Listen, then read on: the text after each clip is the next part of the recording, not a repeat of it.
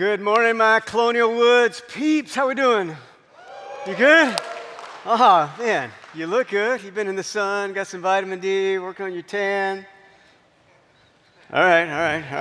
It's all good. Today's another opportunity. If we haven't met, my name is Jerrell, and I have the privilege of sharing God's Word with you this morning. Live on the west side of the state of Michigan, but don't hold that against me, please. So, hey, I had this interesting experience happen the other week. I was just scrolling through some news feeds, and like you'll see highlight reels of different games or things like that. And one particular highlight reel was about the Indiana Fever WNBA player, Caitlin Clark. You've probably seen these highlight reels. And it was just showing this gal, and she's just on this particular game that they're highlight reeling like on fire. I mean, just like, like three after three after three, two. It shows her passing like in crazy, insane ways. And the commentator's like, man, nobody even saw that coming. And like, and then somebody else shoots it. And it's like, I finished watching the reel and I'm like, did she miss any shot that whole game? Like that? That's pretty saucy, right? And then a little later, there's another highlight reel of Caitlin Clark. And the commentator's like, yeah, she's breaking down. The stress is getting to her. She's crushing under the pressure. And it showed this game where like brick, and it's a free throw miss. It's a three-point miss. It's up close miss. It's a pass stolen. And I got through watching that reel, and I'm like, bro, did she make any points that game, right? And then, I'm not kidding, a little later, there's another reel, Caitlin Clark, and it's not so much a highlight reel, it's like MMA reel, like she's just getting pummeled, like she's getting like poked in the eye and like hair pulled and kicked and knocked down, and the refs are like, ooh, there's conspiracy, and I'm like, whoa, man, is she still alive, right? And then when I looked a little closer, here's what I found out, they're all the same game. They're all the same game. And the highlight reels are great for humiliation or for some type of conspiracy or for these highlight, wow. And yet, as great as they are for those purposes, they're somewhat deceiving to like really what happened. And sometimes I think we can read the Bible like that. We see these highlight reels of people in Scripture, and we forget the totality of that person and miss, wait, they might actually have been more to the story, and if I understood there was more to the story, I might actually find myself in that story more readily. Meaning, you take a guy like Elijah, who we hear these stories like he's calling down fire from heaven, and he prayed and it didn't rain, then he prayed and it did rain, and then James, in the book of James, he's like, hey, you should pray. You remember how Elijah prayed? In fact, James 5:17 puts it like this, Elijah was a human, even as we are. He prayed earnestly that it would not rain, and it did not rain for 3.5 years. And then James is just like if you following Jesus, boys and girls, and you pray, like bam, prayer's powerful. And he's trying to encourage them, but James inserts something here that I think he's expecting his readers to say in his analogy, where he's trying to encourage them to pray. He's trying to say, when you pray, like powerful things happen. Like he prayed, it didn't rain, it didn't rain. He prayed, it rained, it rained. Like you should pray. And he's expecting everybody to be like, yeah, but boss, like that was Elijah we're talking about. Like he was a prophet, right? Hello, he had like camel hair on his clothes. Like I don't even know where I'd buy me one of those. Like he's eating locusts, and that just sounds gross, even with honey, but I hear they're good in tacos. I mean, it's like he's expecting you and I to be like, yeah, I hear prayer's powerful, and he prayed and it was super powerful, but I don't know that I could pray like that. And so James, before he even mentions Elijah, he says something we often miss. Elijah was a human, even as we are. The English Standard Version, I think, really kind of unearths something even better. He says Elijah was a man, and this is the part that I think is even, with a nature like ours. And what James is trying to say, yeah, he prayed, and he was prophetic, and yeah, he was anointed, and he was special, but like powerful prayer wasn't because he was special. Powerful prayer is because powerful is prayer. And he's like, but he was a man, he was a human, he had a nature just like you and me, and if he can pray, then like you can pray, right? It's like, don't just pay attention to his highlight reel and compare it to your low light reel, because that is just a recipe for misery. But I think the flip side is true, and what I love about the Bible is the Bible doesn't just give highlight reels isolated away from the low light reels, isolated away from the struggle that actually is happening, that often you see right next to mammoth victory like enormous defeat. And the Bible wants an unfiltered, unedited, it's unlike any other ancient Near Eastern piece of literature, by the way. It just shows people in their totality of their humanity. And so I want to do just a week in the life of Elijah today. Not so much on his highlight reel, that we'll preface that in a moment, but like what then happened. And if James is trying to tell you and I, like, hey, did you see how that boy prayed? Well, he's not much different to you. He's a human. He's got issues. If he had issues and he could pray, and you got issues and you can pray. If he's trying to say, like, you can do his highlight reel, then James, if he'd had more time, and this isn't his point in James 5, but I wonder if he would say, like, hey, and there's probably some stuff here that we see in his low light reel that you and I could learn from as well. And that's where I want to spend a good bit of our time, of just what can we learn from Elijah. And so to do so, we're going to look at 1 Kings chapter 19. But before we read that, I just want to remind you of what happened in chapter 18 of 1 Kings.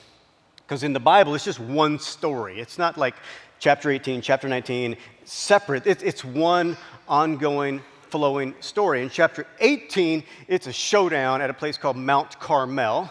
And there's a king of Israel by the name of Ahab, and he married a witch. Like a legit witch, like a high priestess for like foreign pagan gods. Her name was Jezebel. She's from Phoenicia. It's on the western coast of modern-day Lebanon area. And so she's brought in all this crazy worship to Baal and Asherah. I don't need to give you the details. It was just sick, crazy. You think of the worst things that you could integrate in a room or in a party, like that's part of the worship. And it gets to the point that her worship of these idols is influencing God's people, and Elijah stands up and he's like, all right, that's enough, right? And so he says, we're going to have a showdown today, and we're just going to settle this matter. Like, if Yahweh, the God of the Bible, is God, then like we're going to worship him, or if your God is God, then we'll worship him. But like, can we stop messing around, right? And so he says, here's what we're going to do. We'll have a little contest. And you get a bull, I get a bull, bring two bulls. And then we're going to kill these bulls in a few minutes. We're going to put them on an altar. And then here's what we're going to do. You light a fire on the altar. You burn the animal as an incense. He says, but here's the deal. You don't light the fire. I don't light the fire. Leave your lighters in your back pocket. Don't pull out the lighter fluid. This is not a barbecue that you're going to ignite. You just leave it there. But here's what we'll do. I'm going to ask my God, you're going to ask your God, and whichever God like brings the heat, literally like lights it up and brings the fire, then we'll all worship that God. You can go first.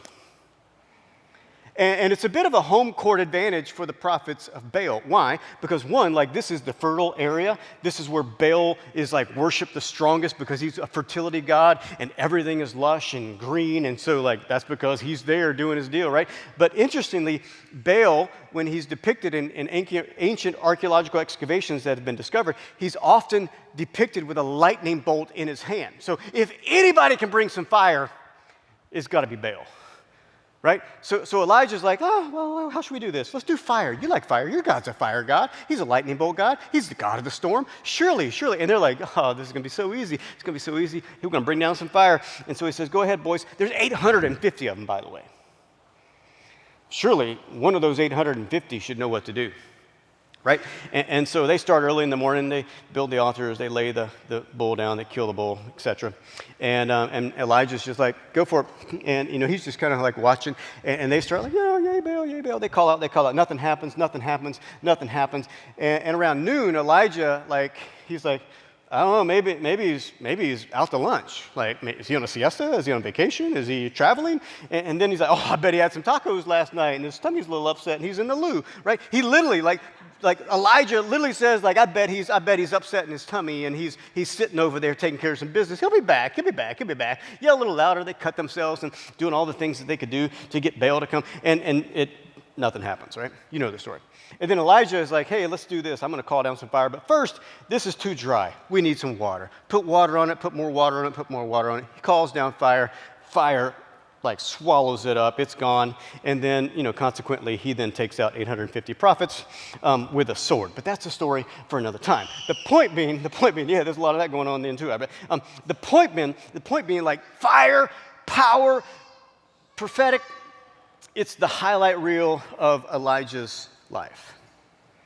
And then in an instant, right after that, like he looks to the king in the eye and he says, hey, boss, Ahab, it's going to rain.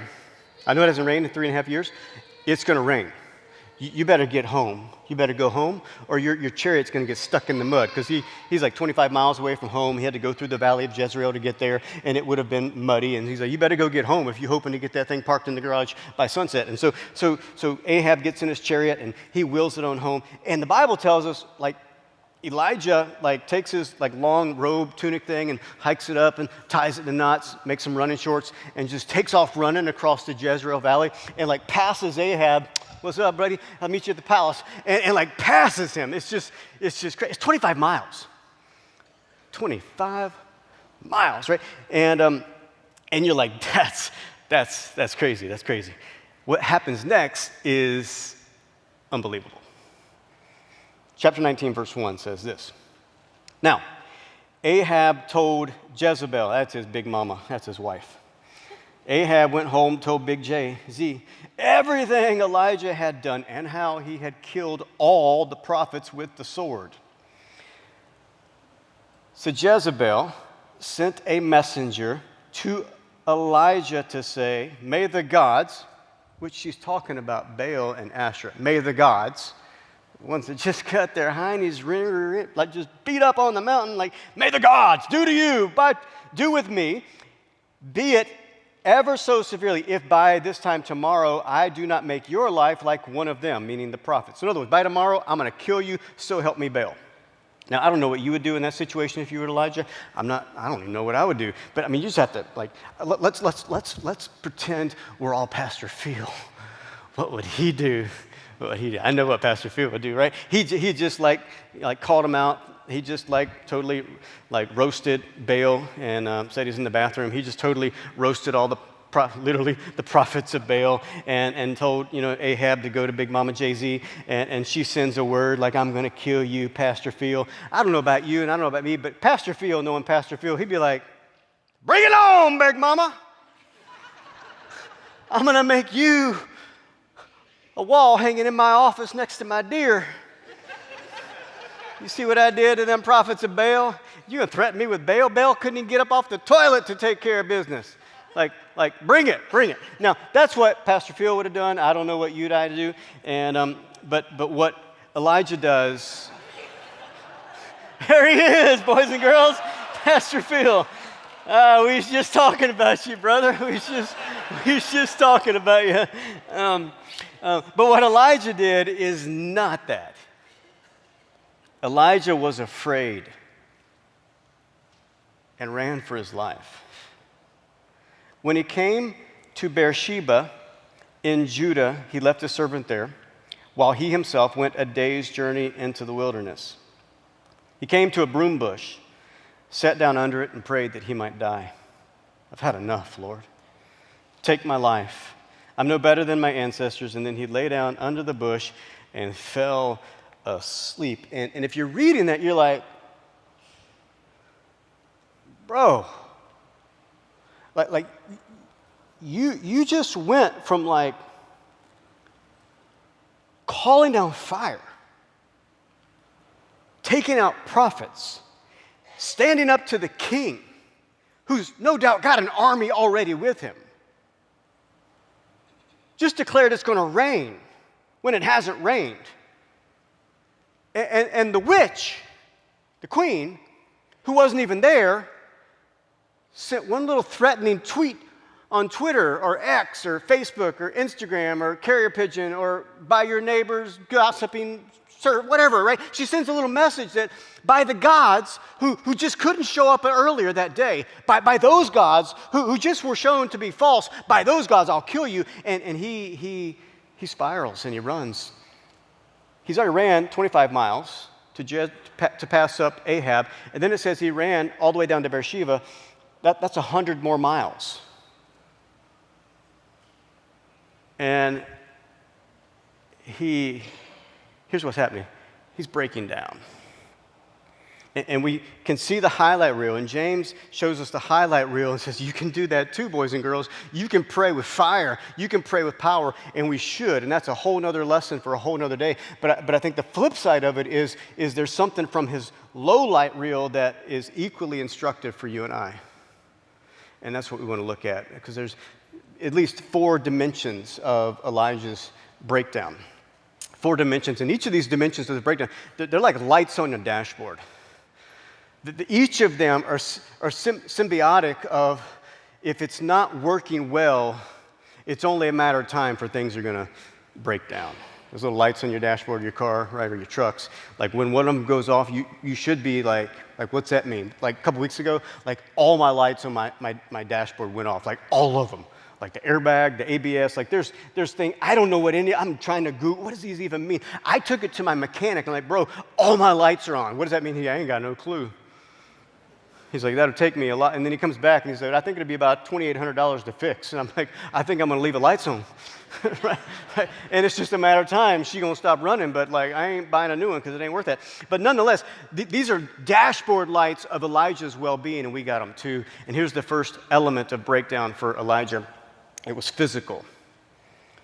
The body can't keep up. He literally just ran like, hello, like 150 miles. That's a lot of running where I come from. Some of you just get up to get yourself something to drink and you're already huffing, right? I know. Your grandkids told me. But physically, he's tired. Look at what it says in verse 5 to 7. Then he, Elijah, lay down under the bush and fell asleep.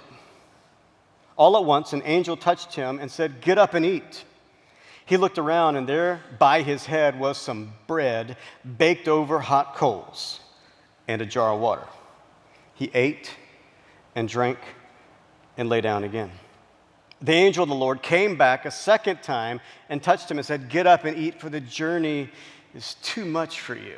And they're minor details, and they're easy to miss, but I think they're intentionally placed in Scripture. And what strikes me about this is Elijah, had like this huge moment, and then she whispers a threat. He spirals into cray-cray, runs, and he's so exhausted, he just like hits, it's not even hits the bed, he just like hits the, not even the floor, like he just laid out on the ground underneath a bush, exhausted. And what I find like amazing is God sends an angel, and the angel shows up, and I don't know how long the angel's like, man, like how long?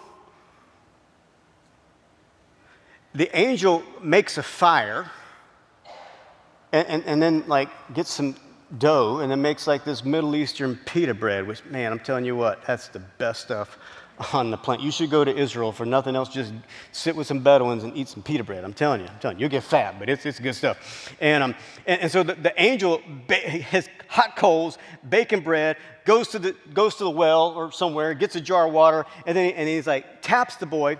And here's what amazes me: the angel doesn't say, "Bro, what were you thinking?" Like, did you not learn anything on Mount Carmel? Did you not learn of the power of God? How are you going to let that woman boss you around and bully you around with this little how are you going to run? How are you going to, like, no. The angel, was it he just like, hey, you hungry? Here, eat some of this, drink some of this. And then he goes back to sleep. He's that tired. It's the grace of God. And second time, hey, have some more bread. The journey's tough, yeah. It's going to be harder, and it's too much for you. And this is the truth of life for all of us. The journey that you're living in and of yourself, by yourself, it's too much for you. The struggles that you're going to face with your kids or your grandkids or within your marriage or just within your own thoughts and your soul, in and of yourself, by yourself, it is too much for you. And the angel is just like, hey, and part of the reason it's too much is like your body matters to God. Maybe if you're taking notes, you could put it like this: our bodies are a gift from God and need to be cared for. In this series this summer, Pastor Phil started out just talking about just this idea of a pause and a rhythm of schedule. and of resting and of Sabbath. And as we close out this series today, it's one thing to hear those things, but at some point I think it's worthwhile to be like, how we doing? How we doing? Like, I said amen, but did I say I'm in? There's a difference. I said, amen, Pastor, I need a pause, I need a Sabbath. Yeah, that's what the Bible says, but am I in? Am I doing that? Have I scheduled that? Am I in that rhythm? And the rhythm of Sabbath is much more than physical rest. It's so much more about reflecting on God and seeing what God did that we missed in the frenzy of how we were going. But it is, don't be mistaken, it's about rest for your body. Because your body's a gift that needs to be cared for. One author put it like this: caring for the body is a spiritual practice that can strengthen us for the spiritual journey to which we've been invited. Let me put it another way. I had a friend a number of years ago. He had just turned 30, and I worked with him at a church, and he pastor on staff. He went to the doctor just to get a checkup at 30, and did all kinds of tests and levels, and pricked him and poked him, and you name it. And the doctor came back in the room and said, "You got kids?" I said, "Yeah, I got kids. I got 4 kids." He's 30. He's got 4 kids under 10 at that time. And doctor's like, "Well, tell me about those kids." And he's like, and he saw this as like this opportunity to kind of evangelize subversively, like, "Pastor, I give thanks to God for my wife. Like, she's amazing. And in addition to following Jesus with all my heart and loving my wife, I consider it my highest calling in life to be a dad and a father to these 4 little kids. And I want to raise them and shape them. And one of them's adopted. And I just want to care for him." And he's going on about he's going to care for the kids and shape the kids and love the kids, disciple the kids, mentor the kids, you name it. And he gets done. And the doctor just said, do you hope to see him graduate, I presume? He said, "Yeah, I'm going to see him graduate. I'm going to see him get married. I'm going to coach him and mentor him and all this." And the doctor says this: "If you don't change, you won't see him graduate high school. You'll be dead."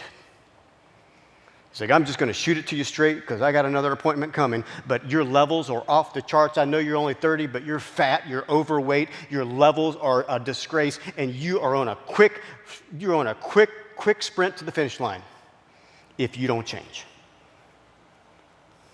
You will, if that's God's plan for your life, it won't be fulfilled if you don't do something about your body." He says, and I went home and started eating me some Wheaties.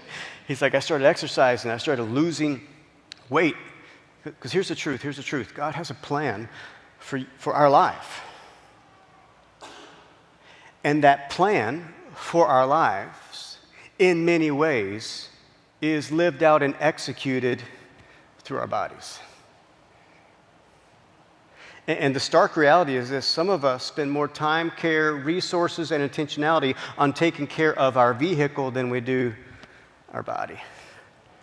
You run it through that membership car wash like 6 times a week to keep it clean and keep it fresh and keep it all shined up and vacuumed out, and you change your oil every 3,000 miles and you put that high octane stuff in it so it goes faster than your neighbors and all that. And we at times, if we're not careful, because we want to look good, we want that thing to last, we want to get our money out of that because we're still paying for that thing or whatever the case, we want it to last, and yet we'll spend less time, we'll run ourselves ragged, we'll deprive ourselves of sleep, we'll eat junk food, and we won't exercise. But our body is the vehicle by which you will execute the will of God for your life on this planet. Now, I understand some of us drew the short straw. And some of us, we got certain things about us we can't change. I guess I could change some things, but I don't have the money to do that, and I don't really care to. And my wife says I look cute bald. So I'm going to go with that one. Right. And some of us we're predisposed to certain types of sickness and disease because of your great granny or whatever. And some of us, we have physical limitations and disabilities. I get that.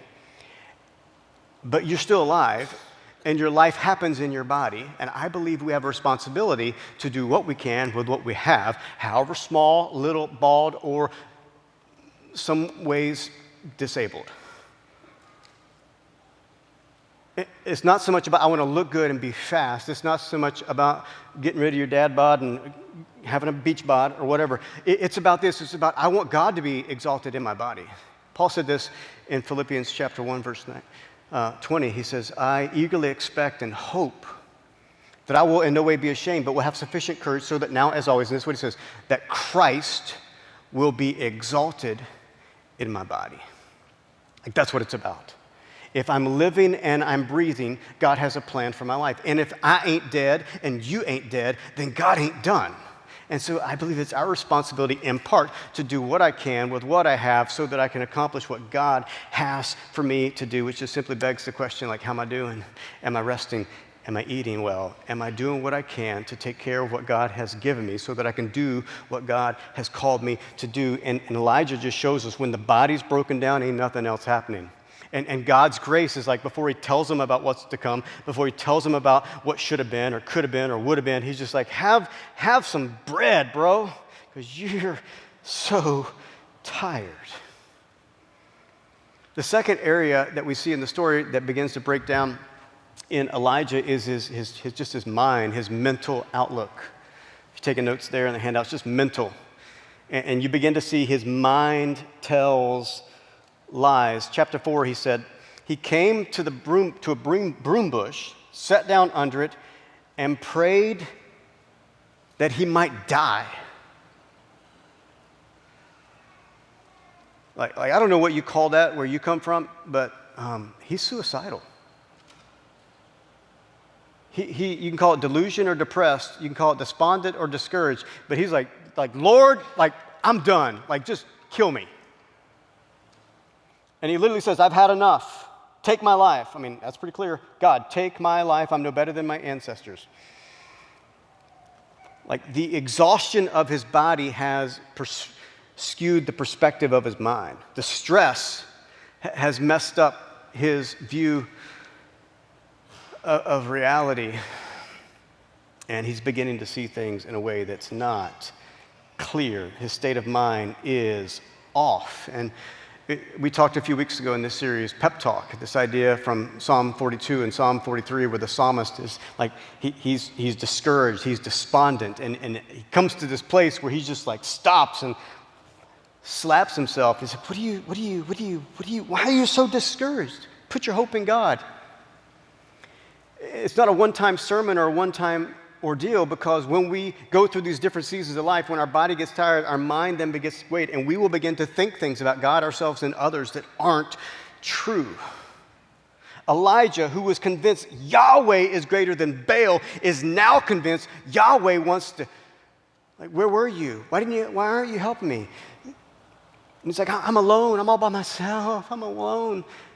And if you're reading the story, you're like, where were you 3 days ago when you had a conversation with Obadiah, who said he himself single-handedly had put 50 prophets in one cave and 50 prophets in another cave so Jezebel wouldn't get to them? Like he knows there's at least 100 more prophets somewhere. He's been told, but in this moment, like, he's not remembering that because fear is never rational and stress never sees things clearly. And so he's like, I'm all alone, I'm all by myself. But we're reading the story like, that's not true. That's not true. Which means that one of the best spiritual practices for us at times is we bring our thoughts and our feelings and our perspective and just say, God, this is what I think, this is what I feel, this is how I see things, but what do you see? What do you say? What's your perspective? This is what I think. What do you say? What's my thoughts? Thirdly, you see this idea of a breakdown. It just takes place relationally. And just the subtext of that, put in your notes, the enemy wants you isolated. Look at this, verse 3 and 4. Elijah was afraid and ran for his life. When he came to Beersheba and Judah, he left his servant there, while he himself went a day's journey into the wilderness. Now, I don't know where this little servant's been the whole part of the story before them, because like the narrator didn't tell us about him, but I'm just assuming if he went all the way from the Jezreel Valley 100 miles down to Beersheba, I'm just assuming if he was a part of that journey to get left there, then he was a part of the journey prior to that at Mount Carmel. He saw everything. He saw the fire. He saw the prophets. He saw them go down. He saw the miracle. He saw Ahab run away like a scared kid from the playground. He saw Jezebel's threat. He's the only, don't miss this, he's the only human in Elijah's sphere who has the ability to say, bro, snap out of it. Why are you running? Why are you scared of that witch? You just took down all the two main gods that witch is threatening you by. Like the prophets, that they're going to kill you, they're all dead. Like the one guy that could slap him upside the head and say, Elijah, you're not seeing things straight. The one guy that like kick him in the tunic and say, you're wrong. The one guy that said, come on, Elijah, get this straight. The one guy who has the ability to correct his perspective, he says, stay here. And he goes another day's journey. That's 15, 20 miles. What's my point? What's my point? What's my point? What he needed most is that servant. What he needed most to be like, I don't know what's going on. What he needed most is for that servant to be like, bro, boss, come on, man. You ain't seeing clearly. But what he needed most is what he wanted least. I don't know what you get like when you get in a hissy or a tissy or a stressed or like I know for me there's been seasons where either I was struggling with something or I was just stressed or pressed or in a bad mood or needed coffee, I don't know. And what I needed most was somebody to speak truth. What I needed most was somebody to speak life. What I needed most was somebody to speak grace. What I needed most was somebody to kick me in the rear. What I wanted least was any of that. And the tendency is to isolate. It's the enemy's tactic. It goes back to the beginning. He loves to see you alone, and he loves also to join you when you're there. And Elijah isolates himself from community. And when that light goes off on our dashboard, just like, am I pulling away from people or am I drawing near to people? Am I fronting and posing and hiding and deflating or am I welcoming? Do you see something? Do you sense something? Do you smell something? Like, please, you've got permission to speak into my soul. It just challenges, like, where am I at in the relationships in this season of my life? And who do I need to lean into? Who do I need to lean on? And who do I need to call out? But he's broken down in this. And then lastly, spiritually, the soul needs the whisper. God finally takes him to a place called Horeb, which is where the Ten Commandments happened probably. It's where God spoke to Moses. And now Elijah is there. And God says, go out to the cave and look. And there's wind and fire and earthquake. And as you read it in the story, it says, but God caused it, but he wasn't there, and he wasn't there, and he wasn't there. And then it just says he got silent. Sheer silent. And there's a whisper. And God speaks. And in that whisper, God begins to address these areas of future relationships and future calling. But it's the whisper that ultimately recalibrates him for that next leg of the journey, which reminds me just how am I creating space? Like I got to take care of my body, because if my body ain't working, it doesn't matter how much I hear God. God can say go, but I ain't even gone to the gym. I'm definitely not going to Africa. And so there is an element of I take care of this so that I can hear the voice there. There's an element of I need to think straight now so that I can hear the voice in. There's an element of relationships that help encourage me and rebuke me and direct me and keep, but then there's that space where I just get alone and I listen and I hear. So when do I listen? How do I capture that? And these, you could call them, I'll put in your guide there, RPMs. Like on your dashboard, your RPMs, they get too high, like, whew, it's game over. But RPMs, it's the relationships, the physical element, the mental, the emotional, the spiritual. That's our dashboard, and we are to check that dashboard. And Jesus is the ultimate example who knew what it meant to rest. He knew what it meant to when he, like, God, I don't know if I want to die. Is there another cup I can drink? I'd rather not drink this cup. But what do you say? He's the beautiful example of wrestling with God. This is the way? All right, I'm in. He's the example of relationships.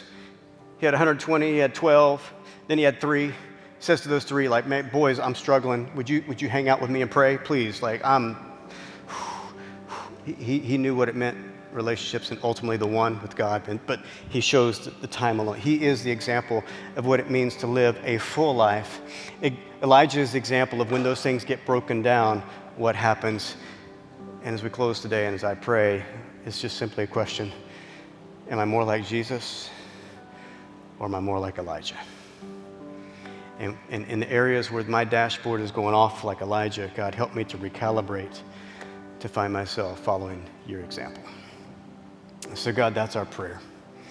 We want to follow your example, and so I pray you would just speak to us about our bodies, about our minds, about the emotional processes as well as our relationships.